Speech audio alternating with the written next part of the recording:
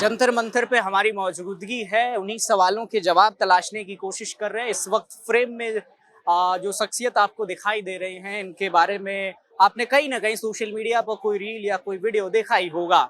आज सुबह जो घटना घटी, सुबह जिस तरीके से सफेद कपड़े लेकर आए दिल्ली पुलिस के कुछ अधिकारी, पुलिस वाले, और सोनम वांगचुक को उठाकर ले गया गया, 7:15 7:30 का वो वक्त रहा होगा। वक्त ये क्यों चुना गया 7:15 7:30? क्योंकि ये ऐसा टाइम है जहाँ पर मोस्ट ऑफ द लोग नहीं होते हैं प्रोटेस्ट साइट पर। उनको भी ये बात पता है। मैं खुद यहाँ से 6 बजे निकला था क्योंकि मैं पूरी रात यहाँ था, पूरी रात जगा हुआ था। मैं यूजुअली पूरी रात रुकता हूँ, तो मैं 6 बजे सुबह यहाँ से गया था और वो 7 बजे के टाइम अभिजीत भी यहाँ नहीं होते हैं क्योंकि वो भी जाते हैं फ्रेश होने के लिए और फिर आते हैं वो 1 घंटे में तकरीबन। तो ये ऐसा वक्त था कि मोस्ट ऑफ द लोग वर नॉट हियर और जब इन्होंने जानबूझ के ऐसा चुना कि आधे घंटे के अंदर अंदर सब कुछ करा। बट यही कि कितना छलावे के साथ और कितना असंवैधानिक तरीके से, कितना इनह्यूमेन और क्रुएलिटी के साथ सर को यहाँ से उठाया गया है। देखिए, ले जाने में कोई दिक्कत नहीं थी। आप अगर बात करके संवैधानिक तरीके से रखते उस चीज़ को तो शायद समझ में आता। कोर्ट का कहीं कोई ऑर्डर नहीं है ले जाने का। अगर ऑर्डर है तो वो दिखाएं। अभी तक वो नहीं दिखा पाए हैं क्योंकि कोर्ट ने साफ बोला है कि मेडिकल अर्जेंसी और ये मेडिकल सर्वे के अंदर उनको रखा जाएगा और ऐसा कुछ भी नहीं था कि उनको ऐसे डिटेन करा जाए। और कहा यह जा रहा है कि सोनम वांगचुक के जाने के बाद ये प्रदर्शन ठंडा पड़ जाएगा, उस तरीके का नहीं दिखाई देगा जो कल तक दिखाई दे रहा था या आज सुबह तक दिखाई दे रहा है। प्रोटेस्ट तो अब शुरू हो रहा है, ये तो शुरुआत हुई है मुझे ऐसा लगता है। और कहीं ना कहीं ये होना भी बहुत ज़रूरी था शायद। ये होने के बाद ना लोगों को पता चलेगा कि सरकारें कितना गिर सकती हैं और लोग देख भी रहे हैं। मैंने 1 महीने में इस प्रोटेस्ट को इस तरीके से हुजूम से बढ़ते हुए नहीं देखा है जितना आज देखा है। आप शायद अगर 2 मिनट किसी से बात करेंगे तो शायद वो इंसान रो दे क्योंकि वो पर्सनली आज ट्रिगर हो गया है, पर्सनली आहत हुआ है। हम जनरेशन ने शायद अपनी आंखों से डेमोक्रेसी को मरते हुए देखा है और एजुकेशन के लिए, मौलिक अधिकार है जिसके लिए सब कुछ होना ही नहीं चाहिए। सरकारों को तो अब तक 75 साल हो गए हैं, देश को आज़ाद हुए उससे ज़्यादा हो गए हैं। Free and fair education system होना चाहिए हमारे देश में। जहाँ पर ये लड़ाई हो रही है, ये लड़ाई मैं बिल्कुल फालतू की मानता हूँ क्योंकि ये एक बेसिक मौलिक अधिकार की लड़ाई है जो होना ही चाहिए। ये लड़ाई हो क्यों रही है? मतलब ये तो बेसिक चीज़ है, सरकार को देनी चाहिए यार। एक और सवाल है जिसका जवाब हम लोग तलाशने के लिए आज उतरे हैं जंतर मंतर पर, कई दिनों से कवर कर रहे हैं। सवाल ये है कि इस घटना पर जो भी जितने दिनों से प्रोटेस्ट चल रहा है, Rahul Gandhi leader of opposition का एक कर्तव्य बनता है देश का, जब विपक्ष में कोई नेता होता है तो वो ऐसे मुद्दे पर सबसे आगे आकर, सामने आकर वो मुखर होकर बोलता है। लेकिन सोनम वांगचुक के उठाने के बाद, उन्हें हॉस्पिटल में शिफ्ट करने के बाद ना कोई ट्वीट आया, ना पहले कोई बयान आया। इसको किस तरीके से जो यहाँ लोग हैं या आप हैं, किस तरीके से देखते हैं?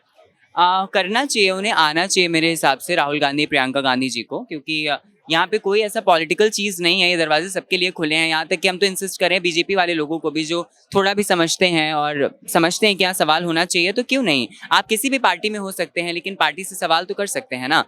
जैसे अटल बिहारी वाजपेयी जी ने कहा है कि अगर आप जिस पार्टी को पसंद करते हैं या उनका समर्थन करते हैं, अगर आप उनसे सवाल नहीं कर सकते तो आप देश प्रेमी नहीं, पार्टी प्रेमी हैं। सरकारें आती जाती रहती हैं मगर ये देश रहना चाहिए, देश का लोकतंत्र रहना चाहिए। ये बात अटल बिहारी वाजपेयी जी ने कही थी और ये सरकार तो उन्हीं के अगेंस्ट चली जाती है।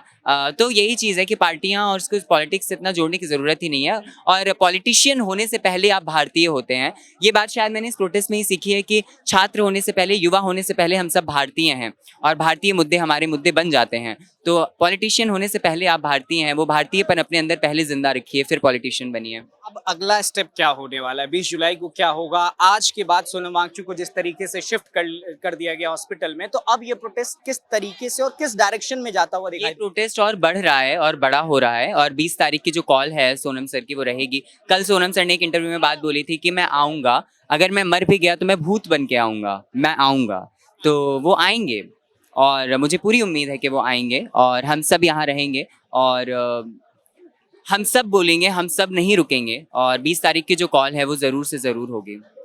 एक और सवाल उठा, सुबह से कल से ये चीजें उठ रही थी कि इस प्रोटेस्ट में मंचों से एक स्पेसिफिक धर्म को लेकर, हिंदू धर्म को लेकर सवाल किए जा रहे हैं या उनको नीचा दिखाने की कोशिश की जा रही है। तो क्या ऐसा कुछ आपको भी दिखाई देता है? क्योंकि मन से अल्लाह ऐसे शब्दों का, जिनको सोशल मीडिया पे लोग कोट करके ऐसी चीजें कह रहे हैं और कह रहे हैं कि कल एक बयान भी वायरल हुआ कि सीता के पति को नाम लेके नीता के पति को फायदा पहुंच। ये सब वही प्रोपेगेंडा है और कुछ नहीं। जो लोग इस पूरे प्रोटेस्ट को किसी भी तरीके से मैलगेन करने की कोशिश करते हैं वो ये करते हैं। आप अगर प्रोटेस्ट में आएंगे, प्रोटेस्ट से जुड़ेंगे, समझेंगे तो हर बात को समझेंगे। आप सिर्फ सोशल मीडिया पे 5 सेकंड देख करके समझेंगे तो यही होगा। इस प्रोटेस्ट की जब सोनम सर ने शुरुआत करी थी, पहले ही दिन उन्होंने रामचरितमानस की चौपाई के साथ शुरुआत करी थी। क्या तब ये सवाल लोगों के मन में आया कि क्यों हुआ ऐसा, रामचरितमानस की चौपाई क्यों पढ़ी सर ने? वो तो मेन लीड कर रहे हैं प्रोटेस्ट को, वो तो चेहरा ही है प्रोटेस्ट का एक तरीके से, ऐसा क्यों हुआ? लेकिन वहीं जब फैज़ अहमद फैज़ की लिखी हुई एक इनकलाबी कविता जो प्रोटेस्ट एंथम कहा जाता है हम देखेंगे, उसमें एक शब्दावली अल्लाह पढ़ा गया तो लोगों को इतना ट्रिगर, इतना आहत हो गया कि अरे। लेकिन मैं ये मानता हूँ, देखिए मैं भी एक छात्र हूँ और मैं भी अपने आप को धार्मिक होने से पहले स्पिरिचुअल मानता हूँ और मैं हर धर्मों पर यकीन करता हूँ, हर धर्मों की अच्छी बातों को अपनाता हूँ। मैं गांधी जी को बहुत मानता हूँ और गांधी जी जब किसी भी प्रोटेस्ट या किसी भी आंदोलन की शुरुआत करते थे तो अपना एक गीत बहुत गुनगुनाते थे, रघुपति राघव राजा राम, पतित पावन सीता राम, ईश्वर अल्लाह तेरो नाम, सबको सन्मति दे भगवान। और गांधी के कदमों पर ही ये प्रोटेस्ट चलता है, तो यहाँ सब कुछ एक समान बराबर हो जाता है, बस वो नजरें चाहिए समझने के लिए। अभी आपके हाथ में एक पोस्टर दिख रहा था, इस पे लिखा है कि सफेद चादरों से लोग ढके जा सकते हैं, विचार नहीं, सवाल नहीं, क्रांति नहीं। बिल्कुल नहीं ढक सकते हैं। आप देख रहे हो ये क्रांति ही है जो एक चिंगारी के रूप में शुरू हुई थी और आज इस सरकार ने उसे आग में बदल दिया है। उन्होंने आज अपना गड्ढा खोदा है और वो उसी में गिरेंगे। और हम वो तमाम सवाल, तमाम जवाब तलाशने की कोशिश कर रहे हैं जंतर मंतर से। जो भी लोग मिल रहे हैं उनसे बातचीत करने की कोशिश कर रहे हैं और ये जानने की कोशिश कर रहे हैं कि वो सवाल जो सोशल मीडिया पर तैर रहे हैं उनके जवाब क्या हो सकते हैं। जो लोग यहाँ पर हैं वो इस प्रदर्शन को किन किन मायनों से देख रहे हैं, इन तमाम जवाबों को, तमाम सवालों को हम आज जंतर मंतर पर तलाशने के लिए आए हैं। कैमरे के पीछे अनिल हैं और मैं आपके साथ अरुण चौरसिया। और ऐसी तमाम रिपोर्टों के लिए राष्ट्रवादी को सब्सक्राइब जरूर करिएगा। नमस्कार।